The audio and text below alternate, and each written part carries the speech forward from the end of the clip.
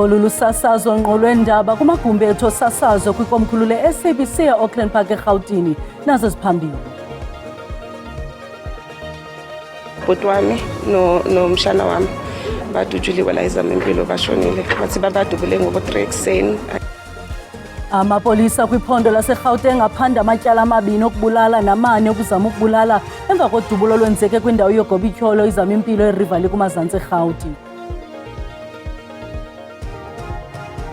Inqanawa eyanyaniswa nokuqhambuka kwentsholongwane ingozi hantavirus nokuthiwa ifunyanwa kwimpuku igalelekile kunxweme lwesiqithi Tenerife esinxenye yeCanary Islands eSpain kwaye amagosa ezempilo aqalise ngoko nangoko ngephulo lokuvavanya abakhweli. Ibanjwe phantsi kokhuseleko olungqingqwa intlanganiso yesibini yonyaka yesigqeba seSAFA emva kokuba edlulileyo kwanyanzeleka inqunyanyiswe ngenxa yomlo waqhambuka phakathi kwamacala amabini angaboni ngasonye. Molweni makhaya, khongozelani uvimba esinilungiselele wona ngokuhlwanje. Amapolisa kwiphondo laseGauteng aphanda amatyala amabini okubulala namane okuzama ukubulala emva kodubulo olwenzeke kwindawo yogobityholo izamimpilo eRivali kumazantsi eRhawuti. Ngabantu abangaphaya kwama-40 bebehleli ngaphandle kwendawo yentselo malunga nentsimbi yesithathu ngenjixukuxa namhlanje ngethuba amadoda axhobileyo ephethe uhlobo lwemipu lwe-AK-47 efika athulula ngeembumbulu kubantu bebehleli apho. Esi siganeko sishiye uQueeneth Lukhele kunye nosapho lwakhe besentlungwini kwaye usapho lufuna impendulo ngeyona nto iqhubekileyo. Kumaxhoba aphulukene nobomi koludubulo, omnye ngumntakwabo neminyaka engama-29 kunye nomtshana wakho neminyaka engama-23. Bhuti wami nomshana wami badutshuliwe la ezamimpilo bashonile. Bathi babadubule ngo-3 ekuseni. Akekho umuntu owaziyo ukuthi kwenzakaleni. So sifuna ukuthi masithi siyabuza akekho nabantu abazi lutho. So asazi ukuthi senze njani. Uthi ufonelwe ngentseni yanamhlanje wakhawuleza uyokufika kwindawo yexhwayelo kodwa uthi uye walinda iiyure eziliqela phambi kokuba kufike abaphandi nzulu bezokulanda imizimba. It's quite sad because angeke umuntu azahlala from in the AMs until now, but again futhi I would understand ukuthi they wanted maybe a relative, a next of kin, so that they know who to contact, but the family was here before the police, and a police station is not that far. Hillbrow to here, it's in Joburg. Thina suke so ukuthi abantu basuke Orange Farm. Abaziboneleyo batyhola ngelithi abarhanelwa ngabasebenzi mgodini abangekho mthethweni abathulule ngembumbulu. Esiphuza ngithe manje sigqibe ukuthenga istout samneve ndabatshwa ngundade yeva ndade khona umsuthu wanibamba wathi mavenga basabaleka basayishubile yeva thamaza nilandelele endleleni yeva ndefena wathi manje ngesisu ngathi ndifile. Ngenxa yoloyiko abahlala bafuni kuza ngaphambili neenkcukacha abanazo. Iziganeko zodusho oluphenjelelwa ngozamazama yinto exhaphakileyo kule ngingqi. Last year similar incident happened whereby 4 people died, 11 they were injured around this month of April, month end of April, where here similar incident happened and there is no outcomes of the investigation from SAPS. The suspects are unknown at this stage and the motive for the attack is yet to be determined. Police investigations are ongoing. Ukanti abanini bendawo yentselo ababonwa nangetshengele. Inqanawa eyonyaniswa nokuqhambuka kwentsholongwane ingozi hantavirus nekuthiwa ifunyanwa kwimpuku igalelekile kunxweme lwesiqithi Tenerife esinxenye yeCanary Islands eSpain kwaye amagosa ezempilo aqalise ngoko nangoko ukukhupha abantu kule nqanawa aqhuba iphulo lovavanyo. Umbutho wezempilo wehlabathi WHO uthi umngcipheko kuluntu lwehlabathi usezantsi logama kubakhweli benqanawa usesidigidikini. Nawe ibunewu MV Hondias igaleleke kwizibuko iGranadilla. Umbutho wezempilo kwihlabathi WHO uthi ngabantu abasibhozo abaxinwe kukugula kuquka abathathu abaye basweleka izithandani zamadantshi kunye nommi waseJamani. Abantu abathandathu kungqiniwe ukuba banayo le ntsholongwane ihantavirus logama ababini urhaneleka ukuba banayo. Abasemagunyeni bezempilo eSpain bahlangula abakhweli bengamaqela ngamaqela. Abakhweli baza kuxilongwa kuqala phambi kokuba bathuthwe ngebhasi ezikhuselekileyo besisiwa kwisikhululo senqwelomoya esikhulu. Kusenjalo ugalelekile eTenerife kunye namanye amagwaza aphezulu aseSpain umlawuli jikelele we-WHO ugqirha Tewodros Ghebreyesus ngelizekuzakuzela inkqubo yohlangulo engxamisekileyo. Kumyalezo awubhale kwiminathe yoqhagamshelwano ugqirha Ghebreyesus ubongoze uluntu lungaxhamazeli esithi ukuqhambuka kwe-hantavirus akusiyo enye i-COVID-19. Watsho elibethelele lokuba le meko yezempilo ikhoyo noko isekwizinga eliphantsi ngomngcipheko. Icandelo leteksi lithi akuphepheki ukunyuka kwamaxabiso kubakhweli ngenxa yokuxhoma kwexabiso lamafutha. Amanye amaqumrhu weteksi kweli sele ewanyusile amaxabiso yaye namanye alindeleke ukuzeka mzekweni. Ukanti abanye abakhweli bathi kwiimali zabo esele zixinanisekile oku kunyuka kwamaxabiso eteksi kugqejwa olingophiyo. Umbhono mxesibe wabemi beli uxhomekeke kwizithuthi zeteksi ukuhamba-hamba. Elicandelo leteksi lithi ufunquko lwakutshanje lwamafutha lubaqhoke ngaphaya kwabanokuthabatha nokunyanzelise ukuba bacele ukungena nzulu nangakumbi kwiipokotho zabakhweli. A lot of our vehicles use diesel and they're paying just over 35 Rand now for a litre of diesel. So now we're having a continuation of these hikes. For the associations that still haven't hiked as yet, they're either going to do it mid-May or maybe towards the end of the month. Kananjalo elicandelo lihlabe ikhwelo kurhulumente ukuba ngenelele ukuze noko uqhokreko lwemontlalo kuluntu lungade lihluthe isidima salo. People must be united, as ever before, to help the NTA elevate a message to government for a special dispensation in order to offset the possible blow to the commuter masses. Kambeke icandelo leteksi linqobanise intloko lanqwalela uqhaqha wamaxabiso phakathi kweerandi ezimbini nezintandathu kuthutho lwasekuhlaleni. Lo gama uthutho lwemigama emide luza kunyuka phakathi kweshumi lerandi namashumi amathathu erandi. With the money that we're earning right now, we cannot be spending so much on things that are making our lives easy. To get to work with the taxi makes my life easy. They do have to raise this because they are doing business as well. You cannot do a business without a profit. Ukanti ke icandelo leteksi limemelele kubakhweli ukuba bakhawulelane nabo besithi nabo baphakathi kweliwa elibheka umoya nenkalo exingetyeni. Amakhulukhulu abantu kwingingqi yeLangkloof neLil Karoo eNtshona Koloni basazifumana besengxingweni ngenxa yendlela ezingahambekiyo. Okwemva koqhuthelo olukwinqanaba lesibhozo belikhatshwa zimvula nezikhukula noluntlithe lommandla konakala indlela nezinye iziseko zophuhliso. Isebe lobambiswano ngurhulumente nemicimbi yemveli libhengeze ezi meko kumaphondo amathandathu njengentlekele kazwelonke. Ezinye indawo azinambane kwaye iinkonzo zoqhagamshelwano ziphazamisekile. Ukulungiswa kwezo ziseko kuza kwenzeka xa sele izithuthi zikwazi ukufikelela apho. Okwangoku kusetyenziswa inqwelontaka ukuzisa uncedo olungxamisekileyo. The weather permitted us to fly the area and we could then see what the structural damages were on many of the roads, past the access point where we could reach it from this side. So Kamanasi is badly affected. The Kamanasi area, many areas is still cut off, and that is also where we are prioritizing repairs on roads today. So the district road engineer people is on that areas.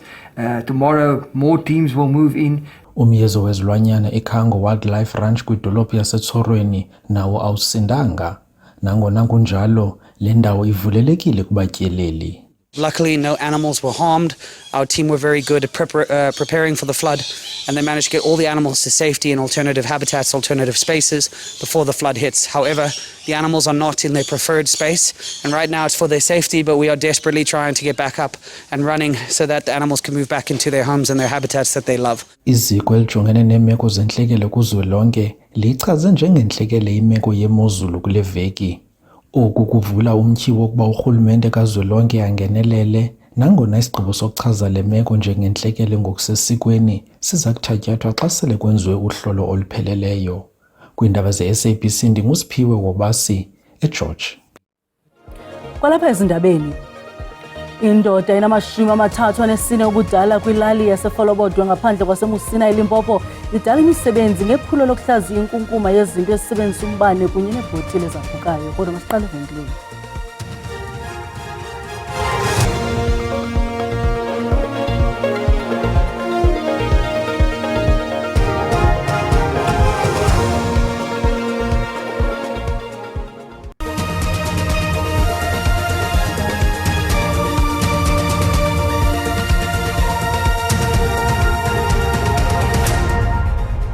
Sinamkele kwakhona kwiindaba zelijelo. Uyakwazi ukubukela kwakhona ezindaba kwijelo le-YouTube uthi SABC Indaba zesiXhosa. Ukanti xa ubukele sicela ucofe ulike ze ukuba ukamcofa usubscribe sibongoza wenze njalo.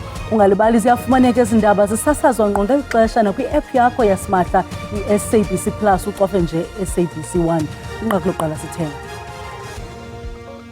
Amapolisa kwiphondo laseGauteng aphanda amatyala amabini okubulala namane okuzama ukubulala emva kodubulo olwenzeke kwindawo yoGobityholi izama-impilo eRivali kumazantsi eRhawuti. Ngabantu abangaphaya kwama-40 bebehleli ngaphandle kwendawo yentselo malunga nentsimbi yesithathu ngenjixukuxa namhlanje ngethuba amadoda axhobileyo ephethe uhlobo lwemipu lwe-AK-47 efika athulula ngeembumbulu kubantu ebebehleli apho.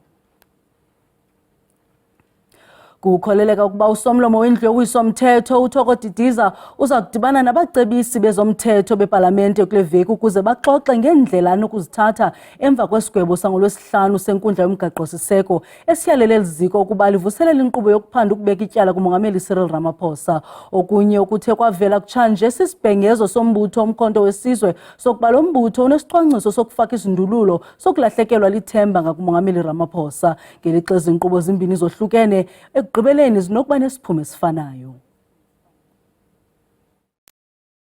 Ihlanu inkundla yomgaqo-siseko yabhengeza ukuba indlu yowiso-mthetho yathatha intshukumo engahambisani nomgaqo-siseko kumba wasephalaphala. Oku kuza emva kokuba ipalamente yathintela uphando olwalunokukhokelela ekuguzulweni kukamongameli Cyril Ramaphosa ngoDisemba wonyaka ka-2022. It is important that we take some time to carefully study the judgment, particularly insofar as its implication on the procedures of the National Assembly. Olu hlobo izinto zimi ngalo akusayi kunyanzeleka ukuba kumiselwe olunye uphando kumba wasephalaphala, kodwa ipalamente kufuneka iye kwinyathelo elilandelayo lokugqithisela lomba kwikomiti yokuguzulwa kukamongameli. It's unlikely, I think, that all of the GNU parties will vote for impeachment. Some may not. So there's a lot of politics to play out yet. But on a simple tallying of the numbers, the ANC on its own has sufficient numbers to block an impeachment.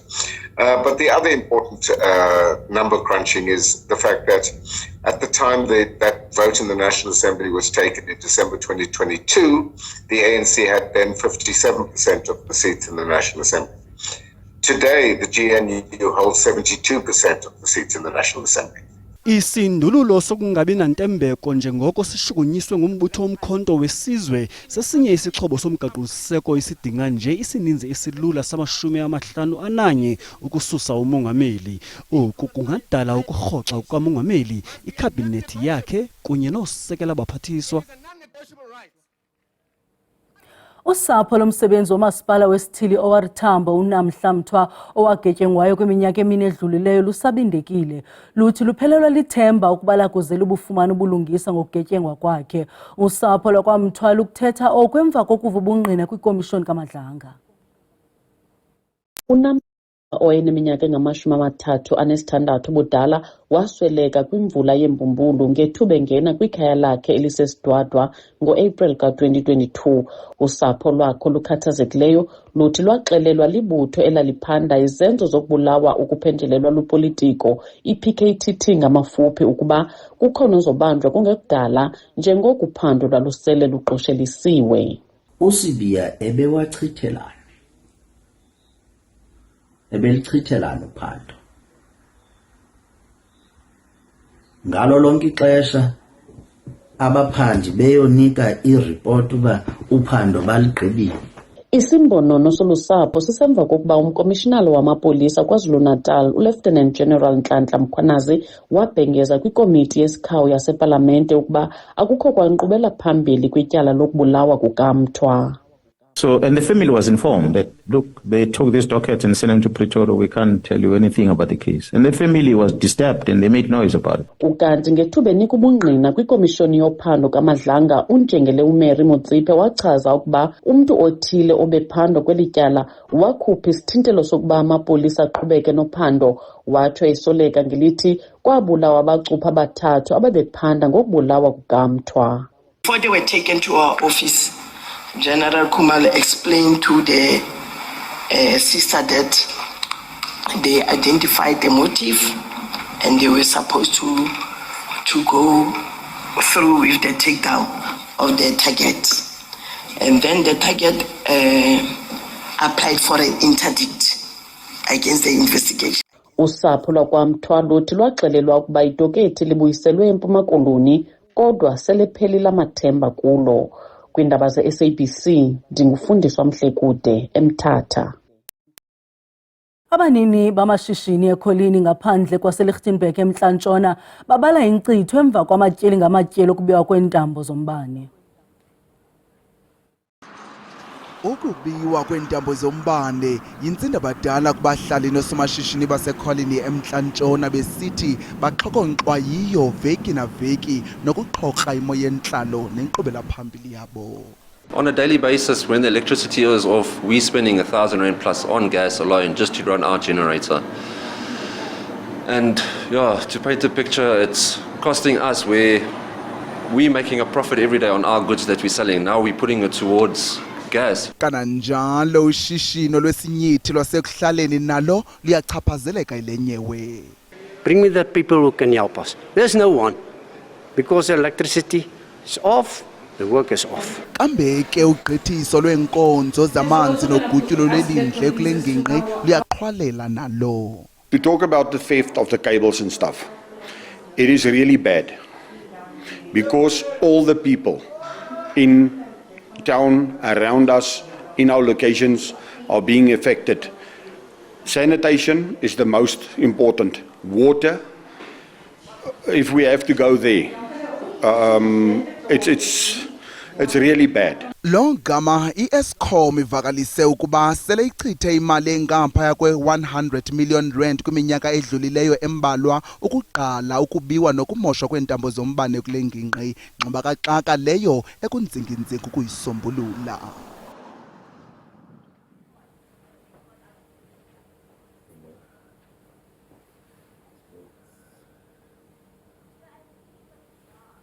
Kwezemidlalo umbutho webhola ekhatywayo iSAFA ubambe intlanganiso yesibini yonyaka yesigqeba solawulo kuzwelonke phantsi kokhuseleko olungqingqwa. Intlanganiso edlulileyo kundlunkulu weSAFA kwanyanzeleka inqunyanyiswe emva kokuba kwaqhambuka umlo phakathi kwamacala amabini angaboni ngasonye.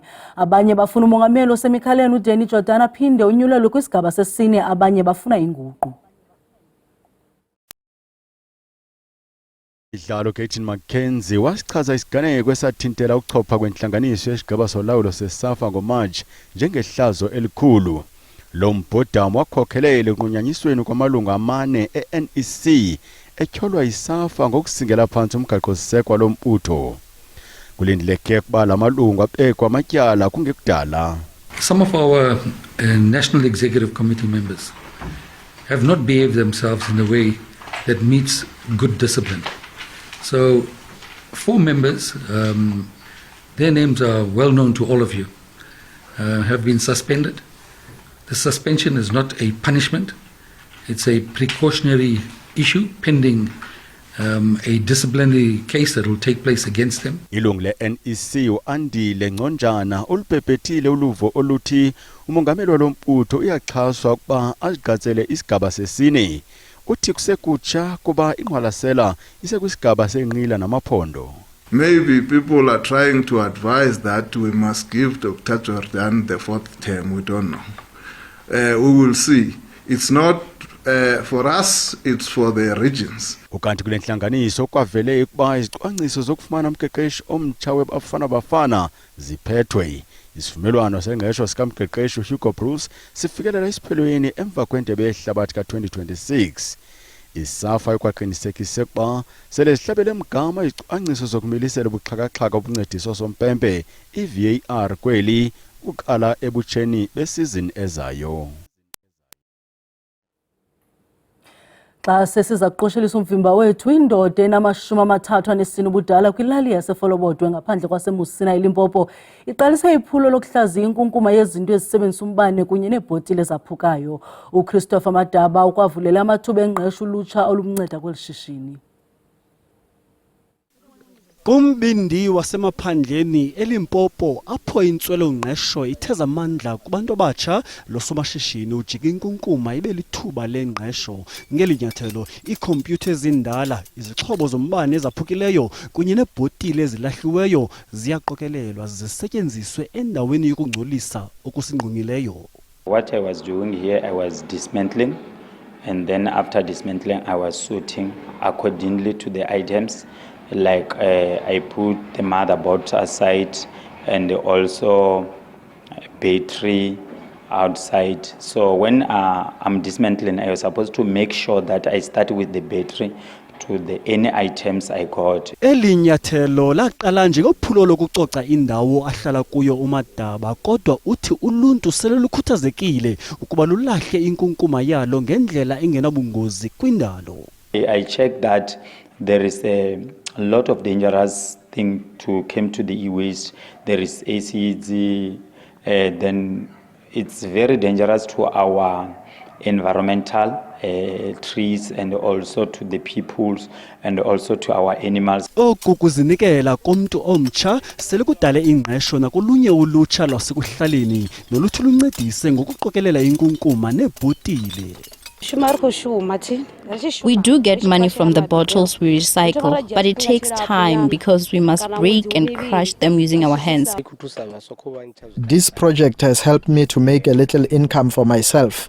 And as a youth who was not doing anything, it has helped me to stay away from the streets and not get involved in criminal activities. Kusenjalo uMadaba ukwakhuthaza olunye ulutsha olungaphangeliyo ingakumbi emaphandleni ukuba luthathele ingqalelo izinto ezinokukhokelela ekudalweni kwamathuba emisebenzi. Okokugqibela, i-ANC kwiphondo laKwaZulu-Natal iqinisa iphulo layo kwinzame zokubuyisela kuyo abavoti. Eli qela lidibene nabaxhasi balo eNtshanga kwintshona yeTheku nanjengoko lifuna ukubuyisela kulo ulawulo lwalo masipala uMbaxa kunyulo lomasipala lwangoNovemba. Intshanga ithe qolo ukuba indawo yembambano kwimbumba kaNxantathu kwaye ungquzulwano phakathi kwamalungu e-ANC ne-SACP lwade lwasuba umphefumlo ngo-2016. Ubukho bukaJames Nxumalo okwaligosa eliphezulu le-SACP kuncedile ukuthomalalisa umbhodamo kule ngingqi. Lusuku lwenzolo.